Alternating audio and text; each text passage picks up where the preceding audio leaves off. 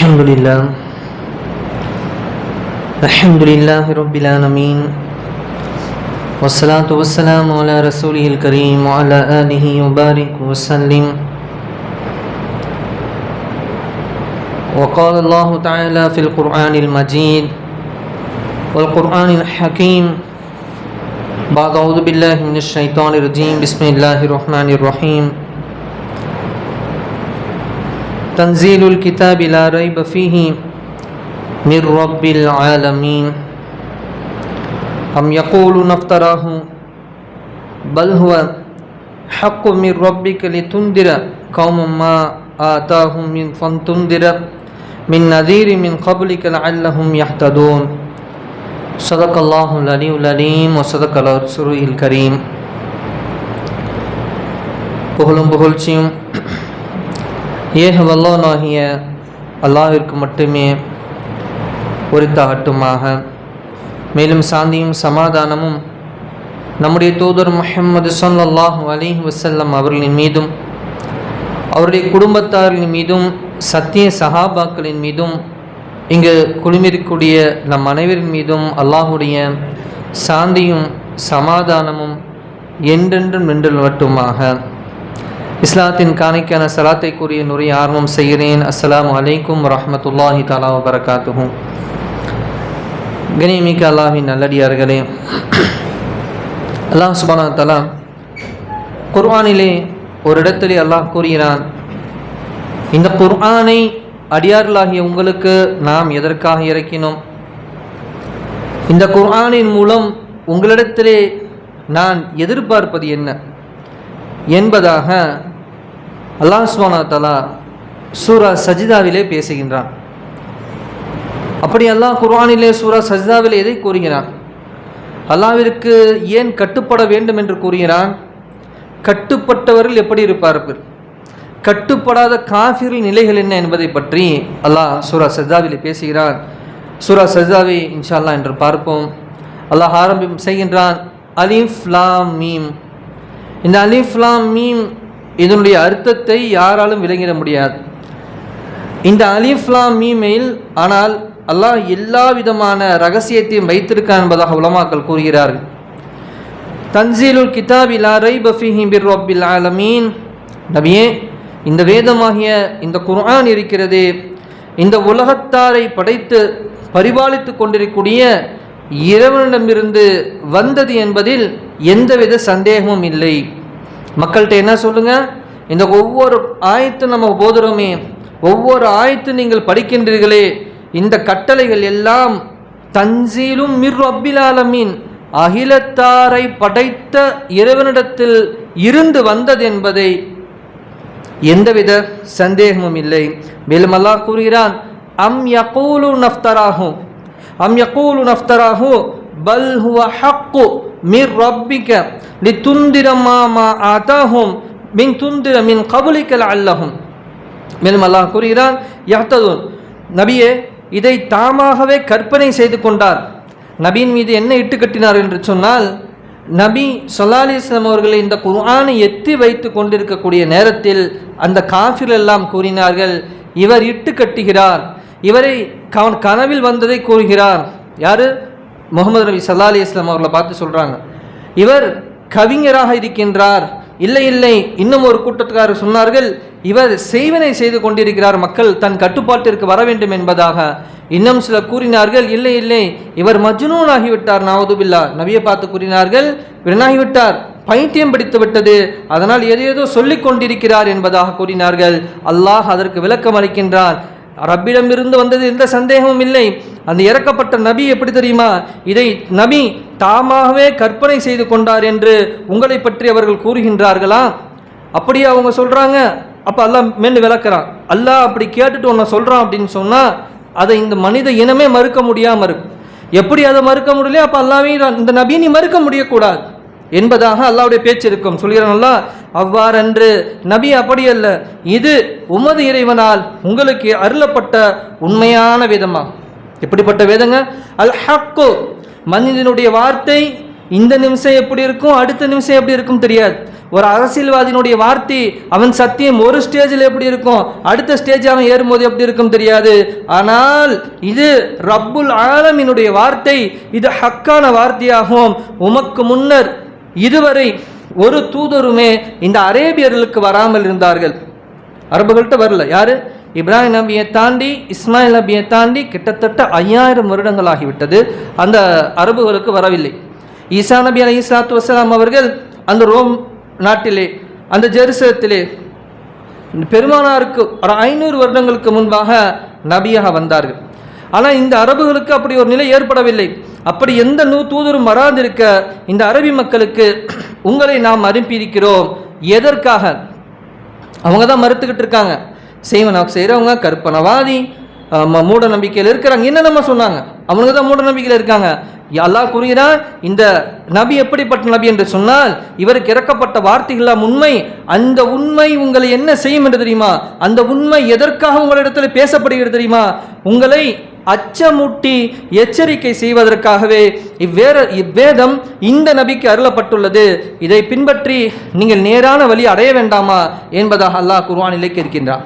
கேட்டுவிட்டு அல்லாஹ் கூறுகிறான், அல்லாஹுல்லதி ஹலக ஸமாவாதி வல் அர்த். அந்த ரப்புல் ஆலம் என்று உள்ளதல்லவா, அந்த ரப்புல் ஆலமீன் எப்படிப்பட்டவன்? அல்லாஹுல்லதி, அல்லதி என்று சொன்னால் எத்தகையதென்றால் எப்படிப்பட்டவன் என்றால் என்று அர்த்தம் வரும். அப்ப அல்லாஹுல்லதி, அந்த அல்லாஹ் எப்படிப்பட்டவன் என்று சொன்னால் ஹலக ஸமாவாதி வல் அர்த், அவன்தான் வானத்தையும் பூமியும் படைத்தான். வமா பைனஹுமா ஃபீ சித்தத்தி ஐயாமின், எத்தனை நாட்களில்? 6 நாட்களில் அல்லாஹ் படைத்தான். சும்மஸ்தவா, பிறகு அல்லாஹ் நிலையாக்கினான். அலல் அர்ஷி மா லக்கும் மின் தூனிஹி மின் வலியு வலா ஷிஃபாஇ, எல்லாத்தையும் அல்லாஹ் படைச்சிட்டு அவனுடைய அந்தஸ்துக்கு ஸ்தானத்துக்கு தக்கவாறு அல்லாஹ் தன் இருப்பிடத்தை அமைத்து கொண்டான். அமைத்து கொண்டது மட்டுமல்லாமல் அங்கே அல்லாஹ் பேசிக்கின்றான், மின் தூனிஹி மாலக்கும், உங்களில் யாருமே மின் தூனிஹி அவனுடைய அனுமதி இல்லாமல் மின் வலியும் வலா ஷிஃபாய், அல்லாஹ்ட்ட நீங்கள் பரிந்து பேசவும் முடியாது, அல்லாஹ்ட்ட நீங்கள் யாருக்காகவும் சிபாரிசு பண்ணவும் முடியாது, பேசவும் முடியாது, சிபாரிசு பண்ணவும் முடியாது. அஃபலா ததக்கரோ, நீங்கள் இந்த அளவு கூட நீங்கள் சிந்திச்சு பார்க்க மாட்டீங்களா? இந்த வானம் பூமியை சிந்திச்சு இதிலிருந்து ரப்பி, இந்த படைத்த ரப்பு கிட்ட இருந்து தான் உங்கள்கிட்ட இந்த ஹக்கான வார்த்தைகள் வந்துள்ளது என்ற இந்த குர்ஆனை நீங்கள் சிந்தித்து பார்க்க மாட்டீர்கள் என்பதாக அல்லாஹ் கேட்கிறார். அர்ஷின் மீது எப்படி வருகிறது? தன் மகிமைக்கு தக்கவாறு. இந்த இஸ்தவாங்கிறதுக்கு பெரிய தஃப்சீர் இருக்கு. இஸ்தவான சரி செஞ்சது. படைச்சு முடிச்சோன்னு அல்லாஹ் எங்கே போய் அமர்ந்திருக்கான், இப்போ அல்லாஹ் எங்கே இருக்கான், அல்லாஹ் என்ன பண்ணிட்டு இருக்கான், இப்படி ஒரு கேள்வி வரும். அந்த இஸ்தவால தன் மகிமைக்கு தக்கவாறு, இது அடியனாகிய நாம் அடிமைகள் நாம் இப்படி தான் அர்த்தம் வைக்க முடியும்.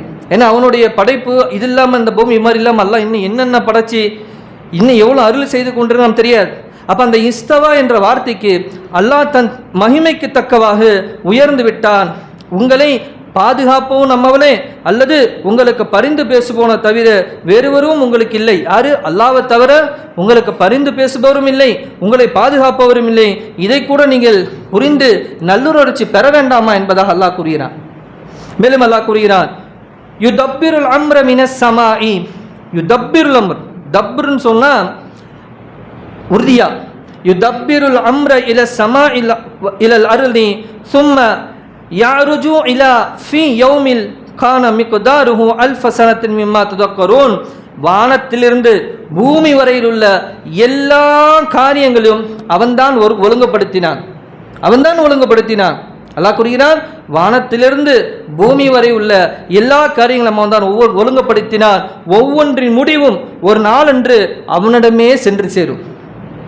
பாருங்க, படைச்ச ரப்பை தவிர வேறு யாரும் இப்படி பேச முடியாது. வானத்திலிருந்து பூமி வரைக்கும் எல்லாத்தையும் ஒழுங்குபடுத்தியது அவன்தான். ஒழுங்குபடுத்தியதும் இல்லாமல் எல்லாத்துக்கும் ஒரு முடிவுடைய கால நேரத்தை நிர்ணயம் வச்சுட்டான். அது எதுவாக இருக்கட்டும், மனிதனுக்கு மரணம், அப்போ உலகத்துடைய வாழக்கூடிய ஹயாத்தாக இருக்கக்கூடிய ஒவ்வொரு ஜீவராசிக்கும் முடிவு எல்லாம் எழுதிட்டான். அப்போ இந்த வானத்துக்கும் முடிவு எழுதிட்டான், பூமிக்கும் முடிவு எழுதிட்டான். இந்த 7 வானம் 7 பூமிக்கும் எல்லாம் முடிவு எழுதிவிட்டு என்று கூறுகிறார்.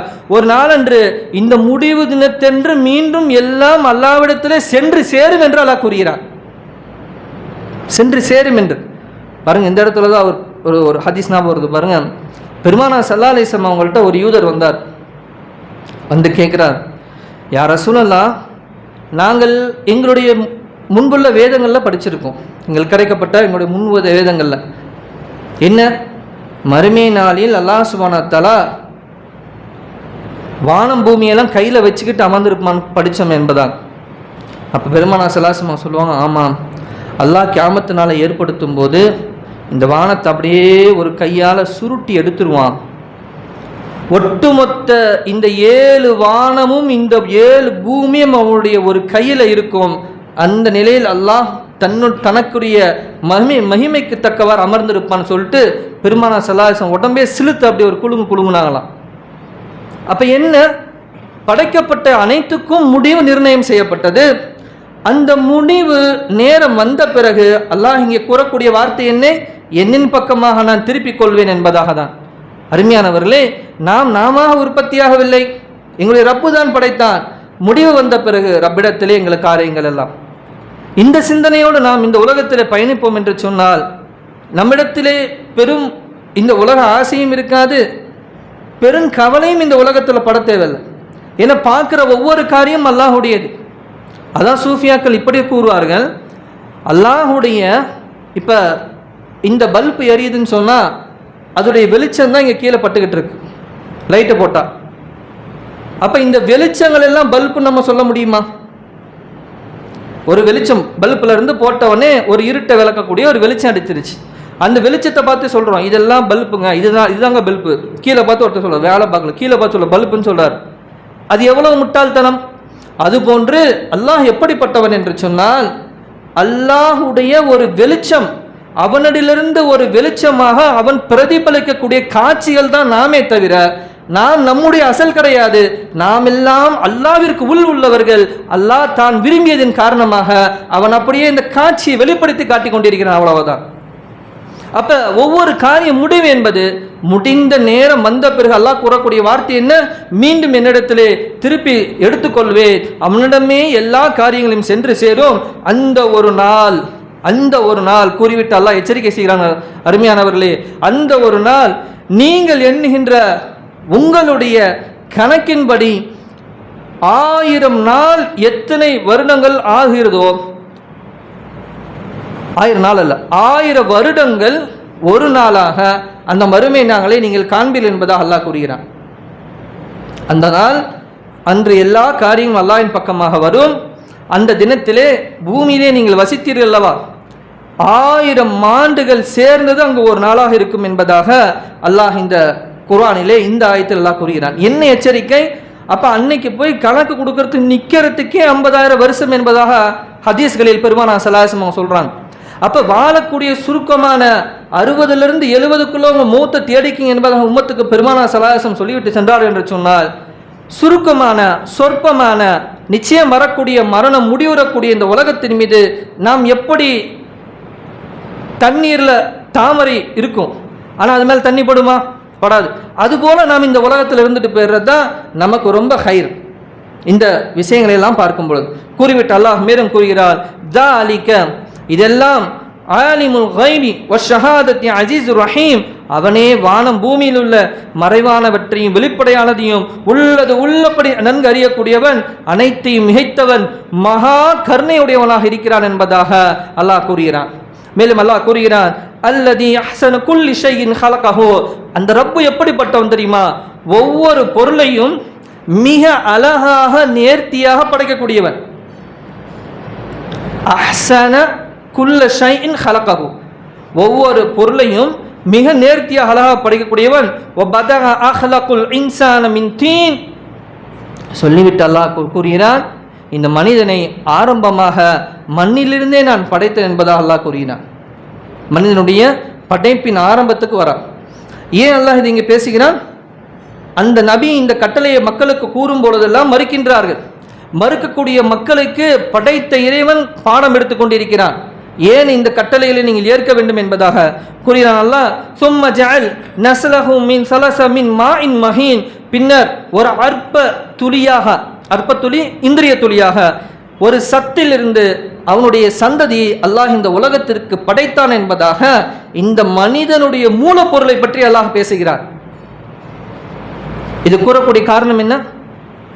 இவ்வளவு ஒரு அற்பமானதுலேருந்து நீ உருவாகி வந்திருக்கிற, அதுவும் ஒன்னாலலாம் நடக்கலை, அவ்வளோ அற்பத்திலேருந்து நான் தான் உன்னை படைச்சேன், எனவே நான் கட்டளையிடுறேன், ஏற்றுக்கோ.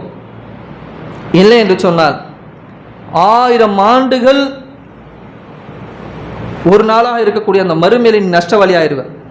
மேலே எல்லாம் மென்ஷன் பண்ணக்கூடிய அந்த வார்த்தையும் கீழே வரதையும் படித்து கரெக்டாக படித்து பார்த்தா இதான் விளாங்க.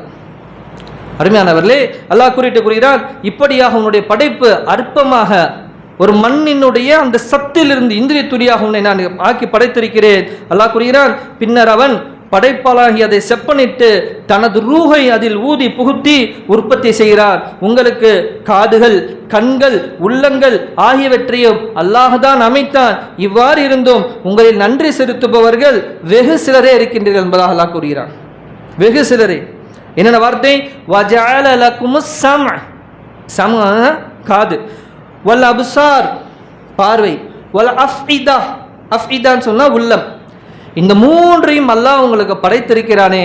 ஆனால் என்னுடைய கட்டளை வர நேரத்தில் அதை ஏற்று சிரமணிந்து நடப்பதை விட்டு எனக்கு வணங்குவதை விட்டுட்டு எங்கேயோ வெகு தூரமாக போறீங்களே என்பதாக, நன்றி கற்றவர்களாக இருக்கிறேன் என்பதாக அல்லாஹ் கூறுகிறான். அருமையானவர்களே, இங்கே என்ன நம்ம சிந்திச்சு பார்க்கணும்னு சொன்னால், அப்போ அல்லாஹ் எங்களுக்கு பார்வை, எங்களுடைய செவி, உள்ளத்தை கொடுத்துருக்கானே. இது யாருனாச்சும் இன்னைக்கு செய்ய முடியுமா? சற்று சிந்தித்து பார்க்க வேண்டும். என்னுடைய ரப்பின் மீது எங்களுக்கு முகபத்து வரக்கூடிய ஒரு நேரம், ஒரு பொருளின் மீது ஒரு அன்பு பாசம் எப்பொழுது வரும்? தாயின் மீது ஏன் பிள்ளைகளுக்கு பாசம்? ஏன்னா அந்த பிள்ளைக்காக தாய் எப்பொழுதும் தியாகத்தோடு இருப்பாள். தூக்கத்தை விட்டுருவா, அந்த தாய் பசியாக இருப்பா, ஆனால் பிள்ளைக்கு பால் ஊட்டுவா, உணவு ஊட்டுவா. எந்த சூழ்நிலையும் பிள்ளை நல்லா இருக்குன்னு நினைப்பா. எனவே தாயின் மீது அந்த பிள்ளைக்கு பாசம் எது வரைக்கும் அது வளர்ந்து அது ஒரு முதியவராகிற வரைக்கும் இந்த தாயின் மீது ஒரு தனி பாசம்.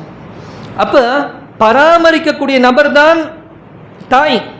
அந்த தாயை நாம் இவ்வளவு கண்ணியப்படுத்துகிறோம் என்று சொன்னால், நம்மளை படைத்த ரப்பை நாம் எவ்வளவு கண்ணியம் செய்ய வேண்டும், அந்த படைத்த ரப்பை நாம் எவ்வளவு நேசிக்க வேண்டும். அந்த படைத்த ரப்பு கூறுகிறான், அடியானே, ஒரு அற்பமான நீ ஒரு துளியாக மண்ணின் சத்திலிருந்து உன்னை நான் உருவாக்கினேன். உருவாக்கியது மட்டுமல்ல, அந்த சதை கட்டியாக, இரத்த கட்டியாக நான் விரும்பியவாறு பிறரிடத்தில் அல்லாஹ் குர்ஆனில் கூறுகிறான், கருவறையினுள் உன்னுடைய உருவம் எப்படி இருக்க வேண்டும், நீ எப்படிப்பட்ட நபராக இந்த உலகத்தில் இருப்பாய், உன்னுடைய வாழ்வாதாரம் என்ன என்பதாக அனைத்தையும் நிர்ணயித்து உனக்கு உருவம் எப்படி இருக்க வேண்டும் என்று நான் விரும்பியவாறாக உருவத்தை கொடுத்து அதற்குள் ரூஹை ஊதினேன். வனுஃபிஹ ரூஹ், அந்த ரூஹை ஊதினேன். ஊதிய பிறகு அல்லாஹ் கூறுகிறான், வஜஅல லக்கும், உருவாக்கினேன், அஸ்ஸம், உன்னுடைய செவிப்புலனை நான் தான் உருவாக்கினேன், வல் அப்சார், உன் பார்வையை நான் தான் உருவாக்கினேன், வல் அஃஇதா, உன்னுடைய உள்ளத்தை நான் தான் கொடுத்தேன் என்று அல்லாஹ் கூறுகிறானே. அப்ப இந்த ரப்பை நாம் எவ்வளவு நேசிக்க வேண்டும். அருமையானவர்களே, ஒவ்வொரு நேர பாங்குக்கும் அந்த அழைப்பை ஏற்று பள்ளிக்கு வந்த சஜா செய்கிறோமே, இந்த சஜா எதற்காக? யா அல்லாஹ், எங்களுக்கு செவியை கொடுத்து, பார்வை கொடுத்து, ரூஹை கொடுத்து, உள்ளத்தை கொடுத்தாயே, என் நன்றி உனக்கு, என்னுடைய சிரம் உனக்கு. உனக்கு சிரம் பணிந்த இந்த நெற்றி வேறு யாருக்கும் என்ன செய்யாது, சிரம் பணியாது. அருமையானவர்களே, இப்படியாக நீங்கள் கொஞ்சம் ஒரு அன்பு, ஒரு குர்ஆன் ஐத்த ஒரு பாசத்தோட, அல்லாஹ் மேலே ஒரு நேசத்தோட நீங்கள் ஒரு கோணத்தில் பார்த்தா உங்களுக்கே புரியும். அழுவுவீங்க, தனியாக உட்காந்து அழுவுவீங்க. அடா அல்லாஹ் இவ்வளோ இவ்வளோ சொல்லியிருக்க, எனக்கு தெரியலையா அல்லாஹ் இவ்வளோ நாள் என்பதாக அழுவீர்கள். அருமையானவர்களே, இது நம்ம உணர்வு மட்டுமல்ல, போய் மக்கள்கிட்ட பேசலாம், யார்கிட்ட வேணுமாலும் சொல்லலாம். இது முஸ்லீம்கள்ட்ட மட்டும் பேசக்கூடிய பேச்சு இல்லை, யார்கிட்ட வேணுமா சொல்லலாம். அருமையானவர்களே, கூறிவிட்டு அல்லாஹ் கூறுகிறார், வகாலு ஐதா ضللنا في الارض انا لفي خلق, நாங்கள், அந்த காஃபிர்கள் கேட்குறாங்க, நாங்கள் இறந்து பூமியில் அழிந்து போனதன் பின்னர் மெய்யாகவே நாங்கள் புதிதாக உருவாக்கப்படுவோமா என்று கேட்கின்றார்கள். இது மட்டுமல்ல, அவர்கள் தங்கள் இறைவனை சந்திப்பதை நிராகரிக்கின்றார்கள். நபியே நீங்கள் கூறுங்கள், யதவஃபாக்கும் மலக்குல் மவுத், மலக்குல் மவுத் உங்களை மவுத் ஆக்கியே தீர்வாங்க. அல்ல அந்த சப்ஜெக்ட் வராம பாருங்களேன். அந்த காஃபிர்களுக்கு எப்பயுமே கொஞ்சம் பகிரங்கமாக கடினமாக தான் எல்லாம் பேசுறது. நபியே கூறுங்க, உங்கள் மீது உங்கள் இறைவனால் சாட்டப்பட்டிருக்கும் மலக்குல் மவுத் என்ற அந்த வானவர் வருவாங்க, உங்கள் உயிரை கைப்பற்றுவார், பின்னர் உங்கள் இறைவனமே நீங்கள் கொண்டு வரப்படுவீர்கள். நபியே விசாரணைக்காக பாருங்க, அப்போ கொண்டு வந்துருச்சு. மவுத்து முடிஞ்சு அல்லாஹ் இவ்வளோ விளக்கி கொடுத்துட்டான். ஆனால் அல்லாஹ்வை இவங்க சஜா செய்ய வரல, ஓர் இறைவனின் பக்கமாக வரல, எங்கேயோ போய் கல்லையும் மண்ணையும் பார்த்த மரம் செடி கொடிகளெல்லாம் பிடிச்சிக்கிட்டு அந்த பக்கம் அப்படியே போயிட்டாங்க. அல்லாஹ் கூறுகிறான், அப்போ அவங்கள பிடிச்சி மறுமையில கூட நிறுத்தினதுக்கு அப்புறம் இவங்க என்ன பேச்சு எப்படி இருக்கும்? நபியே இவர்களை விசாரணையாக குற்றவாளிகளாக, அருமையான கேளுங்க, ரொம்ப கவனமாக கேளுங்க, சொல்றான் பாருங்க அல்லாஹ், நபியை விசாரணைக்காக இந்த குற்றவாளிகள் தங்கள் இறைவன் முன் நிறுத்தப்படும் சமயத்தில் எப்படி இருப்பார்கள் தெரியுமா? தலை குனிந்தவர்களாக நிற்பார்கள். என்ன கூறுவார்கள் என்று தெரியுமா? எங்கள் இறைவா, காதுகளும் திறந்து கொண்டன, நாங்கள் அனைத்தையும் பார்த்தும் கேட்டும் தெரிந்து கொண்டோம் என்று கூறுவார்கள். எங்க போயிங்க? மௌத்துக்கு அப்புறம் அல்லாட்ட நிறுத்தின போது சொல்லுவாங்களாம், எல்லாம் காது திறந்துருச்சு, கண்ணு தெரிஞ்சிருச்சு. அல்லாமானா என்ன தெரிஞ்சிருச்சு? இறைவன் ஒருவன், ஆன்மாவை கொடுத்தவன், இந்த செவிப்புலனை கொடுத்தவன், இந்த பார்வையை கொடுத்தவன், இந்த உள்ளத்தை கொடுத்தவன் நீதான், அல்லாஹ் ஒருவன் தான், இந்த ஆன்மாவை கொடுத்தவன் ஒருவன் தான் என்று அங்க போய் சொல்றானா, என் காது திறந்துருச்சு, கண்ணு திறந்துருச்சுமானா. என்ன பிரயோஜனம்? அருமையானவர்களே, அந்த காட்சியை மேலும் அல்லாஹ் கூறுகிறான் பாருங்கள், கேட்டுக்கொண்டோம் யா அல்லாஹ், நாங்கள் தெரிந்து கொண்டோம், முந்தைய உலகிற்கு ஒரு தடவை எங்களை நீ திரும்பி அனுப்புவாயாக, அப்படி நீ அனுப்புன்னு சொன்னா நாங்கள் நற்செயல்களே சேரவர்களாக நீ பார்ப்பாய் என்று கூறுறான். என்ன சொல்லுவான்? ஒருத்தரை விட்டுரு, எப்படி வளர்க்கறது? யாராவது மூத்தா காஃபிரா கடுமையாக மூத்தான ஒரு நபர் இசாத்து எடுத்து யாராவது ஒருத்தவங்க இருப்பான், இல்லை யாராவது ஒரு ஆள் வச்சுக்கங்களேன், அவங்க போய் கேட்குற கேள்வி தான் அல்லாட்ட மோடின்னு சொல்லக்கூடாது. ஏன்னா திடீர்னு அல்லா அவருக்கு ஹிதாயத்தை கொடுத்துட்டா முஸ்லீமாக கூட போயிடுவார். அப்படி இருக்கிற ஒரு நாமே அப்போ காஃபிர் சொல்லுவானே, எவனை ஒருத்தன் ஃப்ரோனை வச்சுக்கோங்களேன், அங்கே போய் இதான் சொல்லுவாங்க அல்லாட், அவனுடைய ஸ்டேட்மெண்ட்டு தான் இது. ஒருத்தரை நான் உனக்கு உலக அனுப்பியாலா, நாங்கள் நல்லதையே செய்தவர்களாக நீ பார்ப்பாய். அருமையானவர்களே, குறிட்டு அல்லாஹ் கூறுகிறார், நிச்சயமா நாங்கள் இந்த விசாரணையை உறுதியாக நம்புகிறோம். உலகத்துக்கு ஒருத்தரை நீ அனுப்பிச்சு பாரு, நாங்கள் நல்லதே செஞ்சு, ஆமாமா அல்லாஹ் இருக்கிறான், அல்லாஹ் பிடிச்சிருவான், அல்லாஹ் பார்த்துக்கிட்டு இருக்கான், நன்கு அறிந்தவன் அப்படின்னு நாங்கள் பயப்படுவோமா? நான் உறுதியாக நம்புவோம். அந்த மருதை நீ இப்படி நிறுத்தி வச்சு பேசுவாங்கிற நம்புறேன்னு சொன்னான். நேற்று ஒரு நாத்திகவாதி சந்திக்க நேர்ந்துச்சு திருச்சியில். அவர் ஏதோ பெரிய பிஸ்னஸ் மேன் ஆட்டு யதார்த்தமாக நம்மள்ட்ட வந்து சிக்கிட்டார். அப்புறம் நம்மளுடைய இந்த ட்ரெஸ்ஸை பார்த்துட்டு கேட்டார், உன் நம்பிக்கை என்ன? அவருடைய நாத்திகவாதி அவர் விஷயத்த சொன்னார். அவர்கிட்ட நான் ஒரே ஒரு விஷயந்தான் சொன்னேன், ஐயா நிறையா உங்கள்கிட்ட பேச வரல, டைம் இல்லை, உங்களுக்கு எனக்கு ஆன்மாவை கொடுத்தது இறைவன், நான் நம்புகிறேன். அதை நீங்களாக உருவாக்கிக்கல, அல்லது உங்கள் அம்மா உங்களுக்கு இந்த ஆன்மாவை கொடுத்துடல. இந்த ஆன்மாவை கொடுத்த இறைவனை இப்படி என்ன நேருக்கு நேர் நீங்கள் பார்க்குறீங்களோ, இது போன்று ஒரு தினம் மரணத்துக்கு பிறகு அவனை சந்திப்பேங்கிற பயம், அச்சம் எங்களுக்கு இருக்குது. இதுதான் எங்களுக்கு குர்ஆனில் விளக்கி இருக்கு. எனவே அவன் சொல்கிற கட்டளையின்படி வாழ்கிறது தான் முஸ்லீமை தவிர வேறு எதுவுமே கிடையாதுங்க ஐயான்ட்டேன். அவர் பதிலே பேச முடியல. அந்த குர்ஆனை கொஞ்சம் சென்ட் பண்ணுங்கன்னு சொல்லி அவருக்கு இதில் அமுச்சு விட்ட, படிங்கன்னு சொல்லி அமுச்சு விட்டேன், நம்பர் கொடுத்து அமுச்சு, டவுட்னா கேட்டுக்குங்க. இவ்வளவுதான் சுருக்கம். அப்ப இந்த குர்ஆனையும் அல்லாஹ் தான் விளக்குகிறார். அந்த காஃபிர் வரலாறுல என்ன சொல்லுவாங்க? யா அல்லாஹ், நாங்க கண்ணு திறந்துருச்சு, காது கேட்டுருச்சு, நாங்க என்ன செய்யறோம்? நம்பிட்டோம், ஒருத்தர உலக அனுப்பு, நற்செயல்களே செய்து இறைவா உன்னை சந்திப்போம் என்ற இந்த நாளை நாங்கள் நம்புவோம் என்று கூறுகிறார்கள். வாய்ப்பு கொடுக்கப்படுமா? கொடுக்கவே படாது. நரகத்தை பற்றி தெரியுமா சகோதரர்களே? நிரந்தரமானது. சொர்க்கத்தை பற்றி தெரியுமா? நிரந்தரமானது. ஒரு முறை உள்ள போயிட்டீங்கன்னு சொன்னா நரகவாசி கடுகளவு ஈமான் இருந்தால் அல்லாஹ் எப்பயாச்சும் வெளியேற்றிடுவான். ஆனால் அது நிரந்தரமானது. மௌத்தி அல்லாஹ் மௌத்தாக்கிடுவான். சொர்க்கத்துக்குள்ள ஒரு முறை நீங்கள் நுழைந்து விட்டால் அல்லாஹ் உங்களை வெளியேற்றவே மாட்டார். அந்த நாளில் அவர் கேட்டுட்டு இருக்கானா என்ன பண்ண முடியும்? முடிஞ்சிருச்சு, அவனுடைய காலத்தவணை முடிஞ்சிருச்சு. இந்த மாதிரி குர்ஆன் அல்லாஹ் எத்தனை நபிமார்கள் விளக்கிக்கிட்டே இருந்தாங்க, அவர் காதில் விழுகாம போயிடுச்சு. அல்லாஹ் கூறுகிறான் என்று கூறுவது நபியே, இப்படிப்பட்ட ஸ்டேட்மெண்ட்டை இந்த மறுக்கிற இந்த காஃபிர்கள் நாளை மறுமையில் என்கிட்ட பேசுறதெல்லாம் நீங்க கேட்பீங்க. அவங்களுடைய நிலைமை எவ்வளவு கேவலமா இருக்கு என்பதை நபியே நீங்கள் அறிந்து கொள்வீர்கள் என்பதா அல்லாஹ் கூறுகிறான். இன்னும் நிறைய இருக்கு. இல்லை நல்லா சொல்லிட்டு ஒரு இடத்துல எல்லாம் குர்ஆன்ல கூறுவான் இந்த ஆயத்தில், நபியே இந்த காஃபிர்னால தான் இப்படி, ஆனால் உண்மையான அடியனுடைய அடியாரில் எப்படி தெரியுமா, வணங்குங்கன்னு சொல்லிட்டா உடனே சஜ்ஜால விழுந்துருவாங்க. எப்படி எங்க இது அல்லாஹ் சொன்னதுங்க அப்படின்னு அவங்கள்ட்ட ஓதி காமிச்சா அந்த குர்ஆன் ஆயத்தை கேட்டு அப்படியே கிப்லா நோக்கி சஜ்ஜால விழுந்துருவாங்க. இதுதான் என்னுடைய அடியார்கள் என்பதாக அல்லாஹ் ஒரு இடத்துல பேசுவான், சூரா சஜ்தா.